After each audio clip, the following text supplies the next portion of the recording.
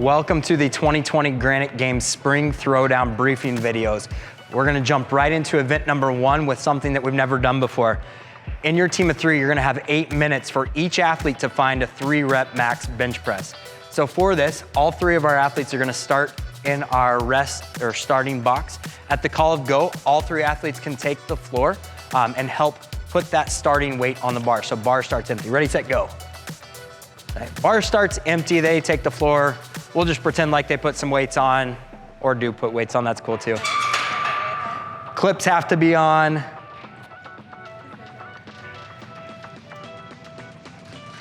And then one athlete has to return back to the box.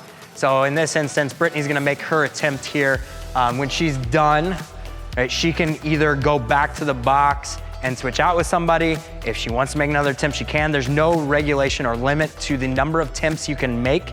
You just each have to find that in that 8-minute window, okay? Now, a couple tips here or points here. You always have to have a spotter, okay?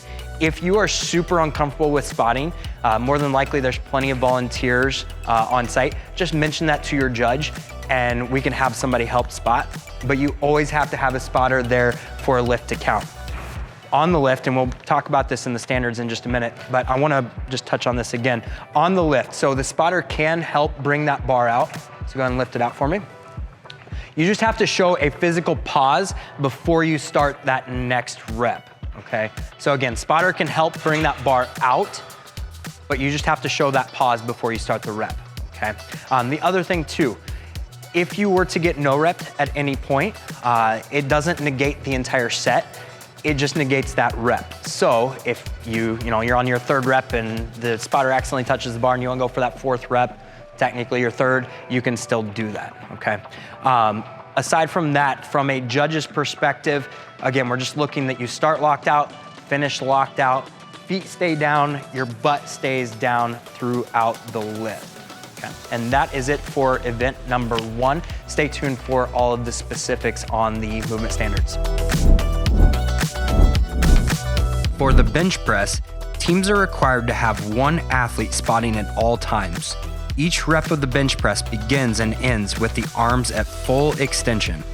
Spotters may assist in getting the barbell to the starting locked out position, but athletes must show control before beginning the repetition.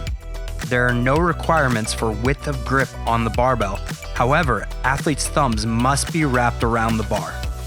At the bottom, the barbell must make contact with the chest.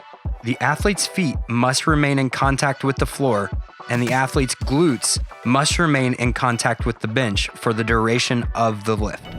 If the spotter is used at any point during a repetition, it will not count.